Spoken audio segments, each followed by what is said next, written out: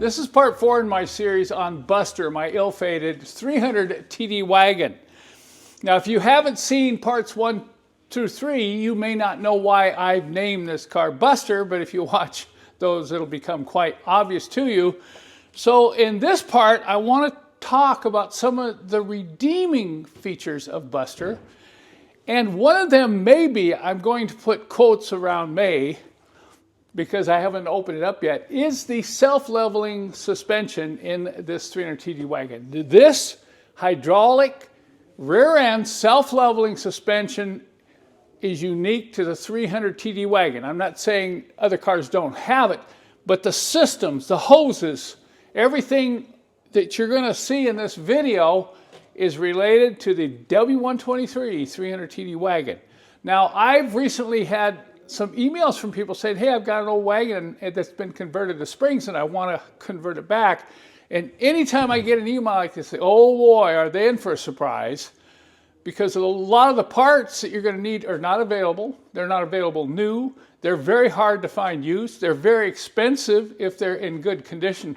So what I hope to do here is walk you through this system, and then I'm going to pull everything out. And you're going to get to see everything come out of this 300 TD wagon in a future video, but today I'm just going to give you kind of an overview. I'm going to try to save the entire system. I'm going to save the entire system in this wagon in the hopes that somebody out there has a very nice 300 TD wagon that they want to convert back to hydraulic suspension.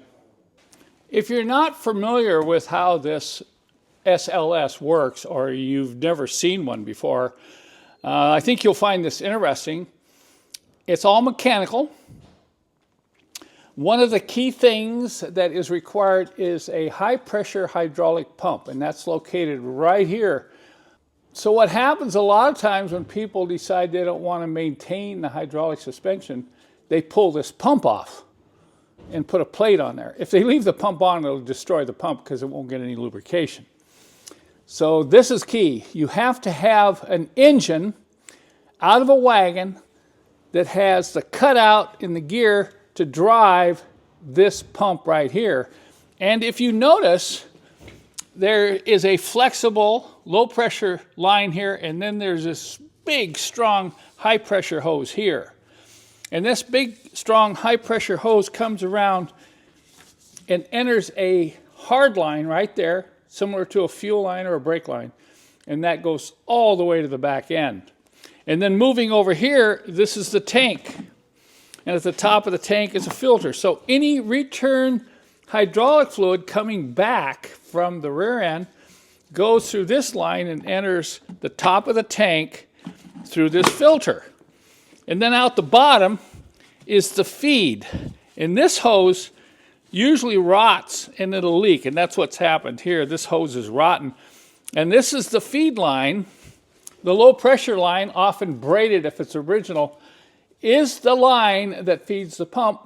The pump builds pressure, sends it through this line back to the rear end, and back there it's going to deal with a valving system, other hydraulic lines, accumulators, and struts. So now let's take a look at the rear end in this 300 TD wagon and see what's different with these SLS suspension systems. Notice the trailing arm's the same, the axle's the same. It uses a spring, but this is what's different right in here. That is not a shock absorber. That is a hydraulic ram. And that's what goes up and down to set the level back here. And then you're looking at this ball, this little funny ball. You wonder, what is this ball here? That's an accumulator. It's got nitrogen in it, and the hydraulic fluid goes in there, and when the car goes up and down, it's this that gives it that soft ride, because the hydraulic fluid is moving in this accumulator and the hydraulic ram can move up and down. When these go bad, they'll fill up completely with hydraulic fluid and you'll feel like you're riding in a buckboard. So when I drove this down in the field, everything felt good in the back end. It was leveling. If these hydraulic rams or struts are not leaking, and I can check these when I take them off, we might have some parts that are really valuable. Now here is another hose that's specific to the SLS system. So these are the other parts you're going to need when you want to convert back to SLS suspension in your old wagon.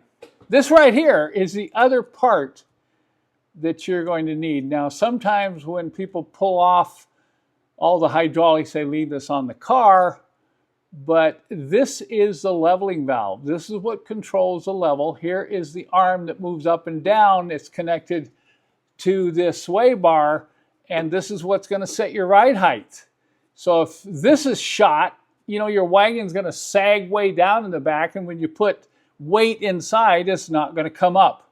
So you're going to need the linkage, you're going to need the bracket to this rear sway bar, you're going to need the leveling valve, and you're going to need these lines. Hopefully, whoever removed the system from your car did not remove the hard lines.